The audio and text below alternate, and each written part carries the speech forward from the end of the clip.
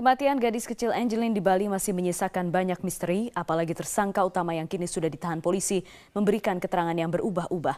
Berikut adalah penelusuran Metro TV mengenai teka-teki pembunuhan Angeline yang ditemukan terkubur di dekat kandang ayam rumah ibu angkatnya.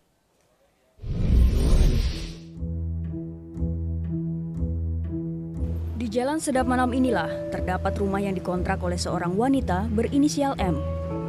Di rumah ini pula pembunuhan keji dan sadis yang menimpa Angeline diduga terjadi. Angeline, seorang anak berusia 8 tahun, ditemukan terkubur di pekarangan belakang rumah ini yang tidak lain adalah rumah yang ia tinggali bersama keluarga ibu angkatnya. Rumah ini terus ramai didatangi warga yang ingin memberikan bunga, sumbangan, dan mengungkapkan duka citanya sejak jenazah Angeline ditemukan pada tanggal 10 Juni 2015. Di antara para pengunjung tampak juga 2 komisioner Kompolnas. Bahwa memang pada saat ini baru ada 2 tersangka untuk 2 kasus yang berbeda kan. 1 Agus, yang kedua Ibu Magrit, ini untuk penentaran anak baru seperti itu. Dan polisi yang terus melakukan pendalaman untuk melihat apakah ada pihak-pihak lain yang terlibat di situ. Ya, progresnya memang belum ada yang lebih jauh lagi. Memang kita tidak bisa harus cepat-cepat ya, karena semuanya harus berdasarkan bukti. Tidak bisa kalau misalnya kata ini sebagai pelaku, tidak bisa seperti itu. Karena semua harus berdasarkan bukti-bukti, dan itulah yang akan menjadi yang kita tunggu, bukti-bukti baru yang akan menjerat nanti ibu itu sebagai tersangka baru dalam pelaku pembunuhannya. Beragam motif pembunuhan Angeline pun beredar, termasuk sempat dikaitkan dengan isu berebut harta warisan. Namun motif ini segera dibantah ibu angkat Angeline yang berinisial M melalui kuasa hukumnya. Karena kasih sayang, begini, dia punya lagi membangun rumah, ada kontraktornya, kasih tahu dia, Bu itu ada anak, tidak bisa keluarin dari rumah sakit. Berulang kali nih, Ibu kok miara ayam segala macam, itu kok mengasihi anak nggak bisa. Ya udah dia pergi, berdasarkan kalau Anda tanya, karena dia cinta kasih sama anak ini, dia lihat begitu ya dia bawa. Suaminya tidak tahu apa-apa, suaminya tidak terlibat apa-apa, suaminya tidak ada warisan. Ini kan yang selalu dikait-kaitkan warga negara asing begitu-begitu. Ini omong-omongan itu yang saya makanya dibilang saya ini ngancam. Saya bukan ngancam, saya bertanya pada orang-orang yang bicara ABC itu tahu apa, dasarnya apa.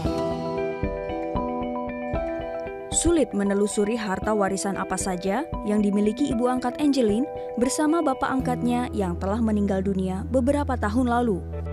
Sebuah villa di daerah Canggu sempat dikabarkan menjadi salah satu aset kekayaan suami dari ibu angkat Angeline. Namun informasi yang didapat justru villa ini hanya disewa.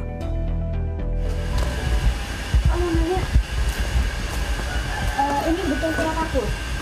Betul. Mbak Ivannya ada? Enggak, dia nggak masih di sini. Sudah nggak di sini? Oh, terus yang di sini siapa Pak? Yang punya rumah. Siapa itu? Bu Ana, tapi dia ke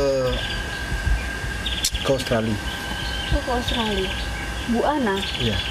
Bu Ana itu Bule. Apanya? Yang punya ini? Yang punya ini. Berarti sewa aja? Disewa sama Bu Pon. Bu Sekarang Ipon. sama Ipon. Oh, sama Ipon. Ya. Tapi sekarang nggak masih dia di sini. Barangnya sudah habis semua. Oh. Nggak ada. Sejak kapan Pak Iponnya nggak di sini? Setahu saya ada masalah ini ibunya itu. Gitu. Ya, nggak ada siapa lagi sih. Jadi ini rumah disewa Pak ya? Iya, rumah sewa. Ibu Pon. Iya, Ibu Pon dia sewa di sini. Punya Ibu Ana. Ibu Ana. Itu orang luar, orang Australia. Orang Australia. Oh. Bule. Kami pun berupaya mencari jejak riwayat pengadopsian Angeline melalui Anneke Wibowo di kantornya di Jalan Teuku Umar, Denpasar. Wanita asal Surabaya ini adalah notaris pembuat surat kesepakatan pengadopsian Angeline. Dia datang bersama anaknya, bukan sama saya nggak tahu dia punya anak. Hebat begitu. Wah, jadi itu datang sendiri. Berapa orang sih Bu yang karena itu orang tua kandungnya berdua bagi 3 ya. Sama si Bali kan masih dibawa sama kan. Berarti berlima sama Bu Ana. Iya, ya sama pegawai saya semua ada di sini semua. Bu Nida, Bu Margaret, Bu Anasta, taruh tinggi. Bu Margaret nggak sama suaminya. Saya juga nggak tahu suaminya, katanya bule, nggak ada sama sekali sosok bule di sini waktu itu, nggak disebut-sebut juga namanya. Polisi pun tampaknya berkejaran dengan waktu untuk mengungkap pembunuhan Angelin. Barang bukti yang memperjelas siapa pelaku pembunuhan pun terus dicari tim Inafis dari rumah ibu angkat Angelin. Tersangka utama adalah seorang bekas asisten di rumah ibu angkat Angelin. Ia dituduh membunuh Angelin setelah melampiaskan hawa nafsunya. Namun, pengakuan tersangka ini sering berubah-ubah. Polisi juga menetapkan ibu angkat Angelin sebagai tersangka dengan pasal penelantaran anak. Publik kini masih menunggu kelihayan polisi dalam mengungkap kematian Angelin sampai tuntas. Dari Denpasar, Tim Liputan, Metro TV. Kita bergabung dengan Mas Syarina Gita di Bali untuk perkembangan kasus ini. Gita, hingga sejauh ini sudah ada perkembangan apa terkait penyidikan kasus tewasnya Angelin? Mengapa polisi terkesan begitu lambat dalam penanganan kasus ini? Ya, terkait dengan proses pengembangan penyelidikan atas kasus penelantaran anak yang juga ini menjadi pintu untuk kembali mengembangkan terkait dengan kasus pembunuhan Angelin masih terus dikaji oleh pihak Polda Bali.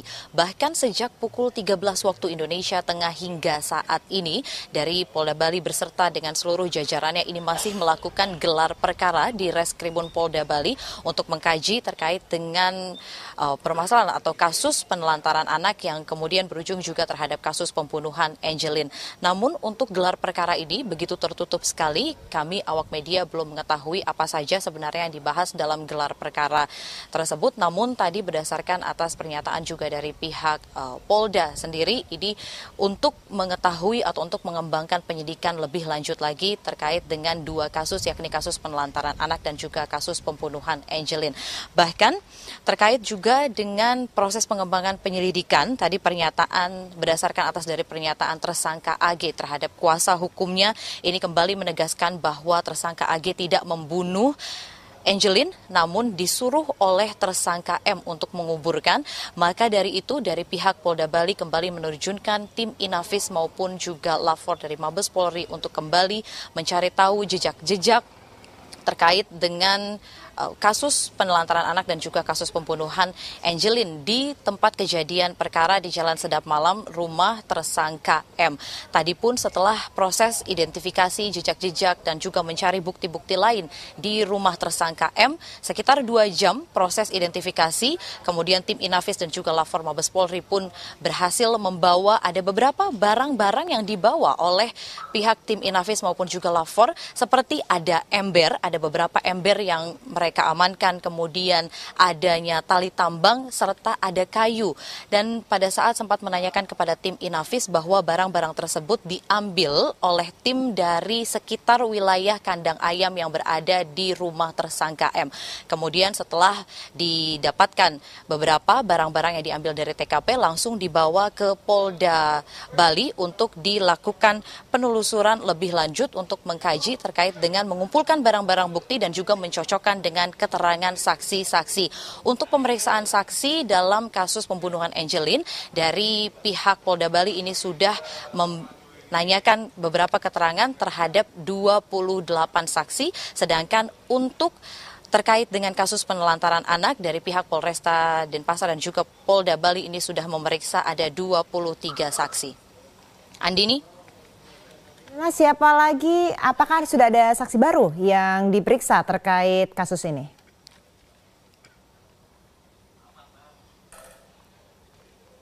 Ya, seperti yang sudah dijelaskan di awal bahwa sudah ada 23 saksi yang diperiksa oleh tim penyidik terkait dengan kasus penelantaran anak, sedangkan 28 saksi ini telah diperiksa oleh tim penyidik di Polresta Denpasar. Namun untuk hari ini kembali lagi ada saksi yang diperiksa, yakni adalah anak kedua dari tersangka M yakni Christine yang diperiksa sebagai saksi terperiksa dalam kasus pembunuhan Angelin. Namun tadi sebelum Christine bergerak ke Polresta Denpasar untuk dilakukan pemeriksaan oleh tim penyidik, Christine bersama dengan Yvonne ini adalah anak pertama dari tersangka M, sempat datang terlebih dahulu ke Polda Bali untuk menjenguk ibu mereka, tersangka M, karena semenjak beberapa hari yang lalu Yvonne maupun Christine ini tidak diperbolehkan dari pihak tim penyidik maupun juga dari Satreskrim Polda Bali untuk menemui tersangka M. Namun hari ini sudah diperbolehkan untuk bertemu, namun proses bertemu ini hanya sekitar 10 menit saja karena tersangka M akan diperiksa kembali di Polda Bali terkait dengan kasus penelantaran anak.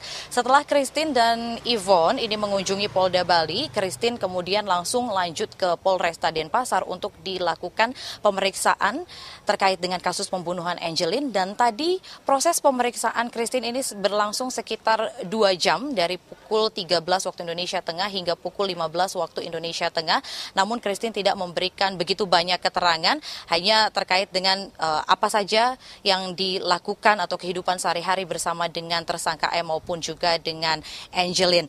Tidak hanya itu, untuk proses pengembangan lebih lanjut, Polda Bali ini mendatangkan ibu kandung tersangka AG, yakni Ibu tersangka AG Agustai Hambamai, kemudian juga selain itu mendatangkan langsung kakak kandung tersangka AG bernama Hiwa Hamadoru. Ini berasal dari Sumba, Nusa Tenggara Timur, dan mereka ini tiba di Polda Bali pada pukul 14.40 waktu Indonesia Tengah dan langsung dibawa ke ruang penyidikan Reskrimun Polda Bali. Namun tidak ada keterangan atau komentar yang diberikan baik itu dari ibu kandung tersangka AG maupun juga dari kakak kandung, karena tadi dibawa tim buser, dan setelah dilakukan proses pemeriksaan di wilayah Reskrimun ini, kemudian ibu kandung maupun juga kakak kandung dari tersangka AG ini langsung bergerak menuju ke Polresta Denpasar.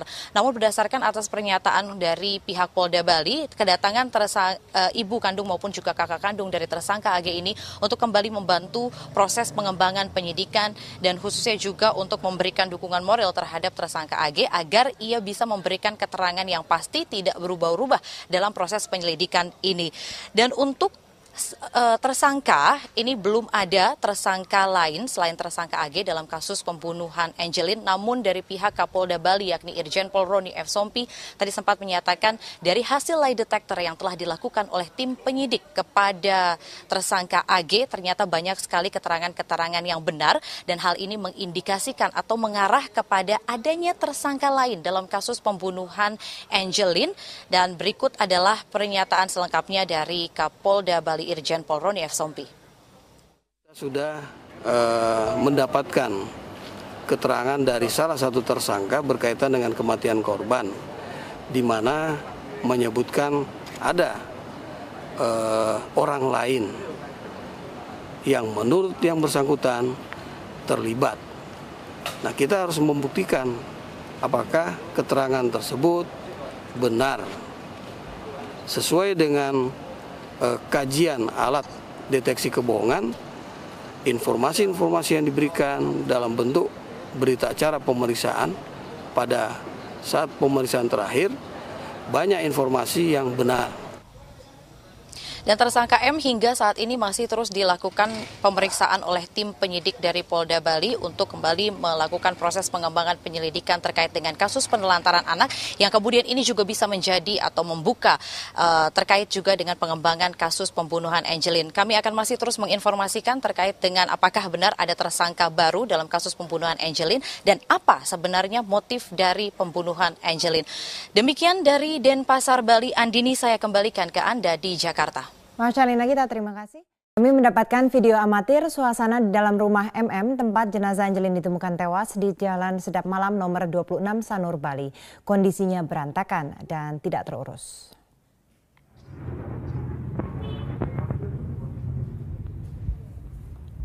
Dari gambar video amatir yang diambil tanggal 18 Juni ini terlihat halaman rumah MM yang cukup luas namun berantakan dan tidak terurus. Nampak 2 mobil tua terparkir tak beraturan di halaman rumah. Berbagai jenis barang seperti kursi dan lemari nampak berserakan. Kondisi serupa juga terlihat di bagian dalam rumah. Seluruh perabotan rumah rusak dan berantakan. Minggu aku istirahat.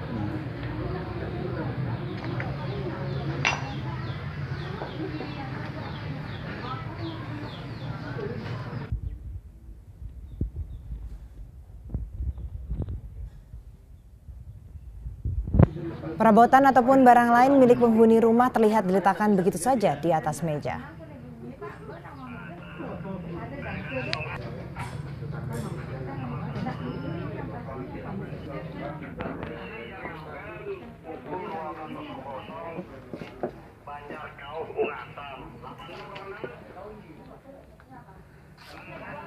Sementara itu di bagian belakang rumah sejumlah kandang hewan ternak terlihat kosong. Tak jauh dari situ terlihat lubang yang menjadi lokasi ditemukan jasad Angelin.